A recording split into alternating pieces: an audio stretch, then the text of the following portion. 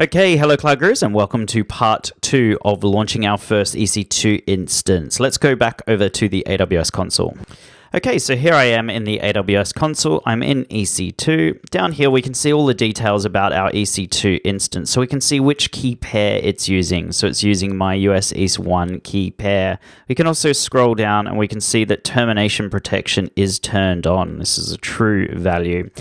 We can see a whole bunch of different stuff, including our IP address, your DNS address, your public DNS address. You can use this this URL, and you'll still be able to browse to the Hello Cloud Gurus webpage. In here, we've got our status checks. So this comes up a lot in the SysOps Administrator Associate. You've got a system status check. This is checking the underlying hypervisor, so it's checking the actual physical machine. And then we've got our instance status check. This is actually going and checking the EC2 instance itself. You can hold over here and have a read of it by holding your mouse over the little eye symbol. In here, we've got our monitoring. Now, we are going to do CloudWatch later on in this section of the course. We can turn detailed monitoring on for this EC2 instance. In here, we can see our CPU utilization. We can see our network. We can see different disk utilizations, status checks, etc., etc. And we are going to go in and create our own CloudWatch metrics and dashboards later on in this section of the course. And then in here, we've got our tags, and this is what we set up when we first, provision this EC2 instance. Now, I can go up here and I can do different actions. I can go in and stop my instance. I could go in and try and terminate it, but you see here, I can't click this button, and that's because termination protection is turned on. If I wanted to turn it off, I just need to go over to my instance settings. In here, we can see we can do a whole bunch of different stuff. So we can add or replace roles. We can change our termination protection. I'm going to go ahead and hit yes, disable. I'm now able to go in and go terminate. And if I click this button here, it will terminate that EC2 instance. I'm going to leave it running so that we don't have to keep provisioning EC2 instances. There is a couple more things I want to show you though. So over here, we've got different things that we can do. We've got our spot requests, we've got our reserved instances, dedicated hosts, scheduled instances, and then capacity reservations. If I click on reserved instances, I can go in and start to purchase my reserved instances. And you can go through and have a look at the different types. So you could say you want Linux, you want a standard tenancy. In here, you could say I want a T2 micro, super large, whatever.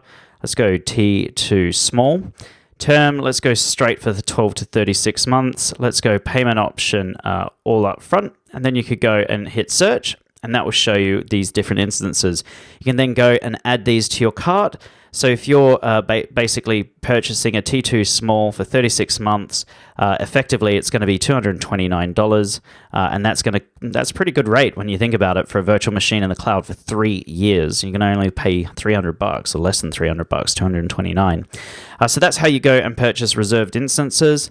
Let's go back over to the EC2 dashboard, and before I'm just going to go ahead and hit launch instance, and I just wanted to show you some more things. So we're going to launch an Amazon Linux 2 AMI. We're going to leave it as default, and we're going to leave this as default. So in here, this is where we add our storage, and we've got our root device volume. So that's our volume type, and our root device volume, like I said in the last lecture, simply means where our operating system is going to be installed. So where are we installing Linux, or where are we installing Windows on our C drive? So that's all a root device volume is. In here, we can see the size, so it's going to be 8 gig. In here, we've got the volume type. Now, there's only 3 different volume types in here for our root device volume. We've got general purpose 1, GP2. So this is general purpose SSD. We've got provisioned IOPS or IO1. And then we've got magnetic. So these are our 2 SSD volumes that we can have. And then we've also just got standard magnetic in here. In here, we've got our IOPS. So if we were to use provisioned IOPS, we would start at 400 IOPS. If we were to use general purpose, it's going to have a baseline of 3 IOPS per gig with a minimum of 100 IOPS and burstable up to 3000 IOPS. And if you haven't heard the term IOPS before, it just means input output per second. And essentially, it's how fast your hard disk disk drive is. In here we've got delete on termination. So if we were going to delete our EC2 instance, are we going to delete the root device volume along with it? Well, yes, we are. And in here we've got encryption. So it used to be that you couldn't encrypt a root device volume right from the get-go. You can definitely do it now. So do remember that going into your exam, you can encrypt your root device volumes. In here we can add a new volume. So we've got our volume type. So we've got EBS volumes. In here we can adjust the size. Note that the volume type now changes. So we've actually got 5 different volumes. We've still got our general purpose SSD, our provisioned IOPS SSD, and our magnetic standard. But we have 2 additional volumes. We've got our cold hard disk drive, and then we've got our throughput optimized hard disk drive. And this might be useful for things like data warehouses, etc. And cold hard disk drive is just our very cheapest form of storage. And we are going to cover off all the different volume types later on in the course. So you might want throughput optimized, and you might want that at 500 gigs, and that will then tell you the throughput in megabits per second in here. So we get between basically 500 megabits per terabyte. So because we've only got 500 gigs, we're going to be looking at between 20 to 123 megabits per second. Note that delete on termination is not automatically ticked for your additional volumes. So if you went in and provisioned this EC2 instance and then terminated it, it would delete the root device volume, but it wouldn't delete any of your additionally attached volumes to that EC2 instance. And again, you can also add encryption in here. So I'm just pointing out this now. If you do hear me say in the course later on that root device volumes cannot be encrypted, that's no longer the case. They definitely can be encrypted. It is a popular exam topic now. We will look later on in the course as to how we can take a unencrypted root device volume and go ahead and encrypt it. There is a process that you have to go through, and it becomes a very popular exam topic, both for EC2 as well as RDS, and we will cover that off later on in the course.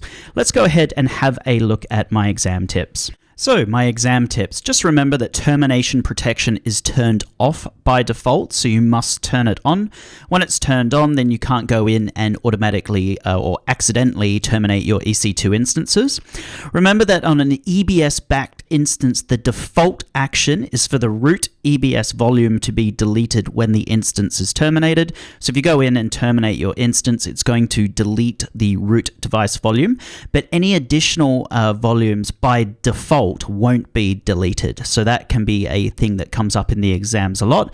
Also remember that EBS root volumes of your default AMIs can now be encrypted. You can also use third-party tools such as BitLocker for Windows to encrypt the root device volume, or it can be done when creating the AMIs, and we're going to show you how to do this in a lab. You can also do it using the AWS console or using the API. So we do have a lab coming up which will show you how to take an unencrypted root device volume and go through a process to encrypt that. And that again is a very popular exam topic. But like I said, just remember that your EBS root volumes for your Amazon AMIs can now be encrypted as well. And also remember that you can take additional volumes and encrypt them as well. So that is it for this lecture, everyone. You have learnt an awful lot about EC2 so far. I hope you had lots of fun logging into your first EC2 instance. In the next lecture, we're going to look at security groups, and security groups are basically just virtual firewalls that control traffic to our EC2 instances. So if you've got the time, please join me in the next lecture. Thank you.